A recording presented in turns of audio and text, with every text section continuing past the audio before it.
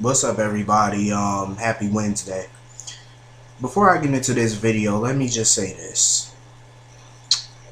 What I said yesterday about Gaza, it started out as a joke, because I'm not that big of a fan of Gaza or whatever like that. Not that big of a fan, but let me just tell you this. Those who say, oh, I don't agree with you about Gaza, and fine, don't agree. I really don't care. It started out as a joke, but everybody took it so damn seriously. Let me just say this.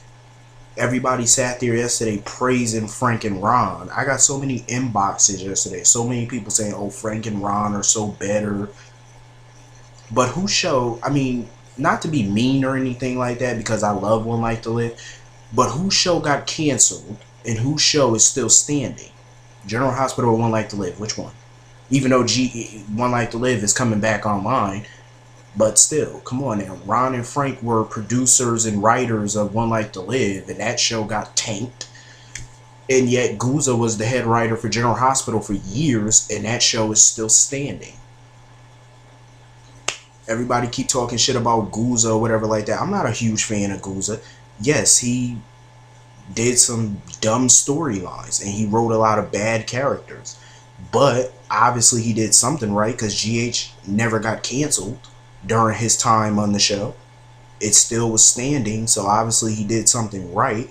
And ever since Frank and Ron came to the show, look what we got. BRITT, Westbourne, vampires. Oh yeah, and we got a bunch of dead babies and kidnapped kids. Frank and Ron hate kids. At least Guza didn't really kill kids like that. Okay, yeah, Jake Spencer, Jason's son, yeah, he died, which was unfortunate.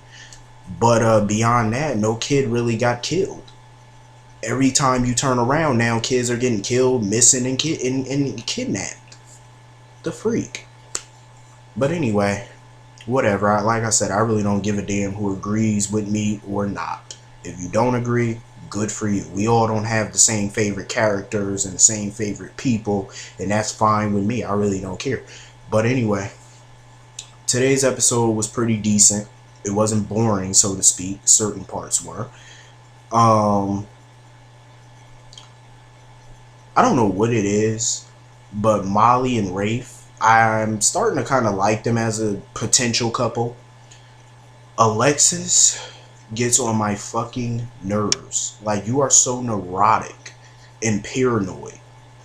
Talking about Molly banging on Molly's door, talking about why is the door locked, then searching around her room, talking about, well, why did you lock the door? Because it's her fucking room. My room, I mean, we lock doors, especially teenagers.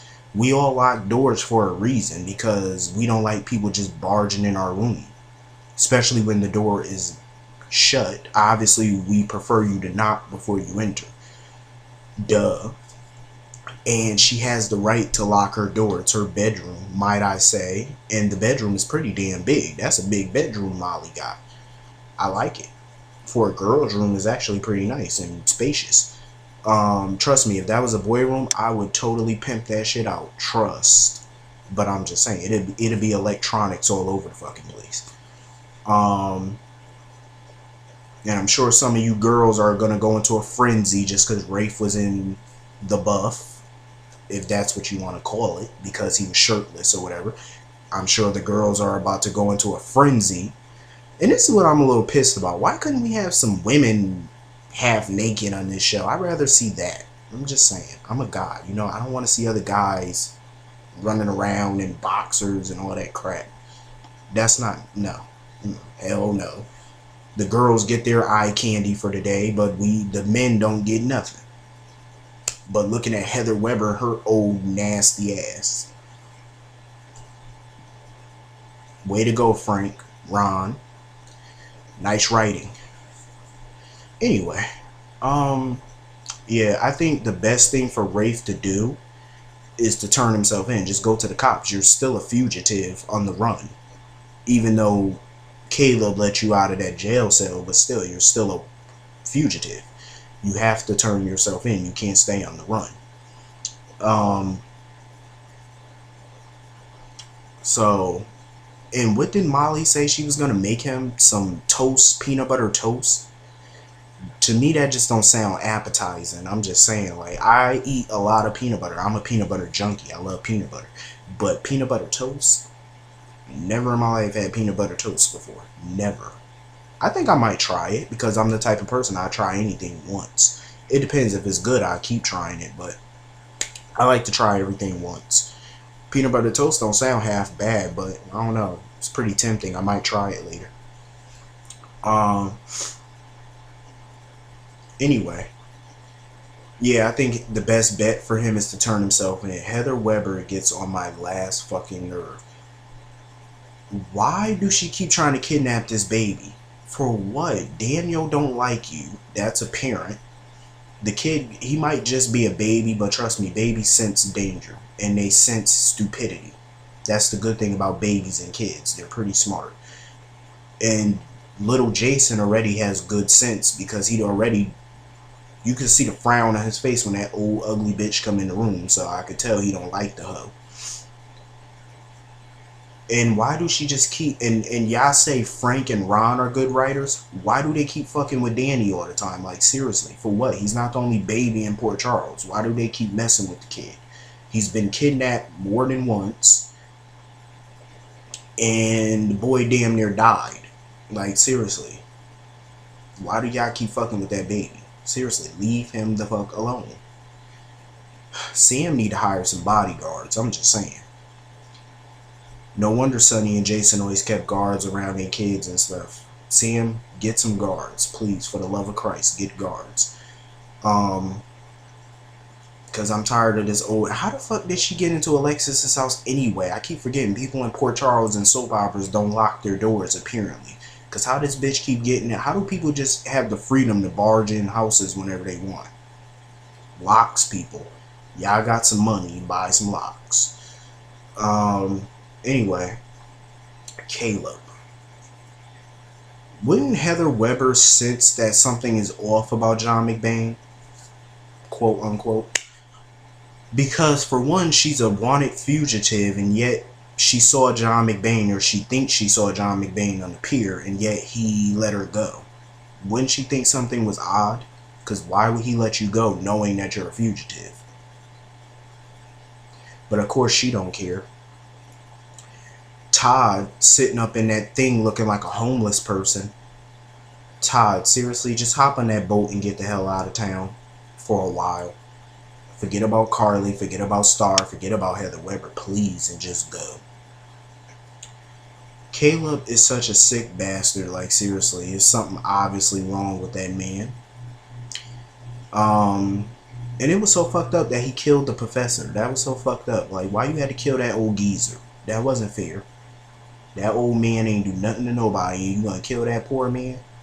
And it looks like Caleb might be bumping into Sam, aka Livy.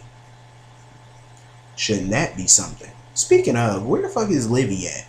Y'all brought Caleb back, and everybody know Caleb and Livy are currently married. So, where's his wife?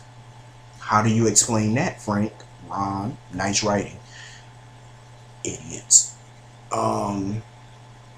I know an 8-year-old kid who can write a better script than Ron and Frank. I'll tell you that much. I mean, they're not horrible writers, but they're not that good either. Because they got a lot of loose ends in this storyline. Anyway, moving on. Sabrina Santiago, I love Sabrina, but seriously, calm down. Stop blaming yourself for everything. BRITT is such a bitch. If anybody should be fired from GH, it should be that whore. I'm about to say something that's saying a lot, trust me. How the fuck are the writers and the producers gonna fire Lindsay Morgan and not fire BRITT Westbourne first? I'd rather them fire BRITT than fire Lindsay Morgan, aka Christina. And that's saying a lot because I don't like Lindsay Morgan. She's a sucky ass actress. But I can tolerate her more than I can tolerate BRITT. BRITT is a nuisance. Like, seriously, why are you trying to get this girl fired? It's not going to make Patrick want you. He obviously don't even, like, seriously, she tried to talk to Patrick. He wouldn't even answer her question. He wouldn't even look in her direction. He just walked away from her. And Steve, I can understand he's just doing his job by writing Sabrina up, but damn, the cop was going to die anyway. It doesn't matter if she gave him the wrong drug or if she gave him the right drug. It wouldn't have mattered. The cop was going to die. He lost way too much blood. He was too weak. And they didn't get him to the hospital in time. So therefore, he was going to die anyway. It wouldn't have mattered if you gave him the best medicine in the world. He was still going to die. He lost way too much blood. He was too weak. So it's not Sabrina's fault. And Britt is such an evil whore. Like, you get kicks out of trying to ruin somebody else's career when you should be the one that's fired, effective immediately. Like, seriously, where is Monica at? Don't you fire these people? Speaking of dumb people, Olivia Falconeri, soon to be Weber. I love Olivia and all, but she's starting to piss me off too. Why is she at that hospital? You're not sick. I don't see you hiccuping or coughing or anything. You're not sick, so why are you there? Don't she got a job?